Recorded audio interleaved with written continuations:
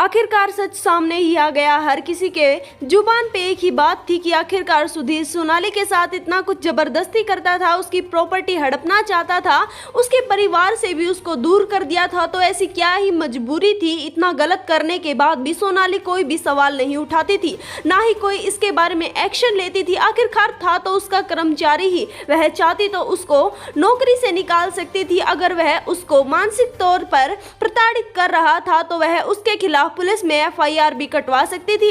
आखिरकार ऐसी क्या मजबूरी थी सोनाली फोगाट की कि वह सुधीर के खिलाफ कोई एक्शन नहीं लेना चाहती थी?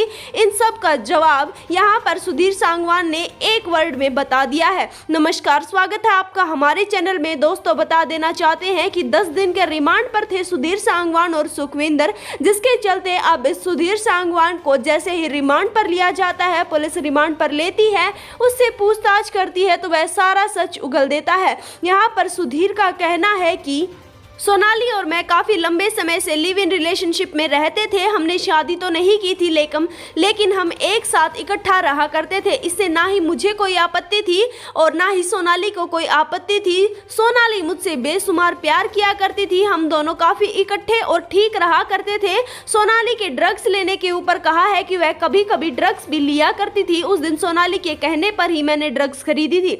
हालांकि दोस्तों, इस बात में कितनी सच्चाई है वो तो सुधीर सांगवान ही जाने। गोवा पुलिस इस बारे में लगातार जांच कर रही है, लेकिन सुधीर ने अपनी तरफ से यह बात बिल्कुल कंफर्म कर दी है कि वह शादीशुदा था और सोनाली के पति की मौत हो चुकी थी, जिसके चलते अब सोनाली काफी लंबे समय से सुधीर सांगवान के साथ लिव इन रिलेशनशिप में रह रही थी। एक वीडियो के जरिए हम आपको पहले भी बता चुके हैं राखी सावंत का बयान। राखी सावंत ने साफ कहा था कि सोनाली ने काफी बार मुझे बताया था कि मैं सुधीर के साथ लिव इन रिलेशनशिप में हूं और मैंने हर बार उसको यही कहा था कि यह टकलू तुम्हारे लिए ठीक नहीं है, यह तुम्हारे साथ कुछ भी गलत कर सकता है।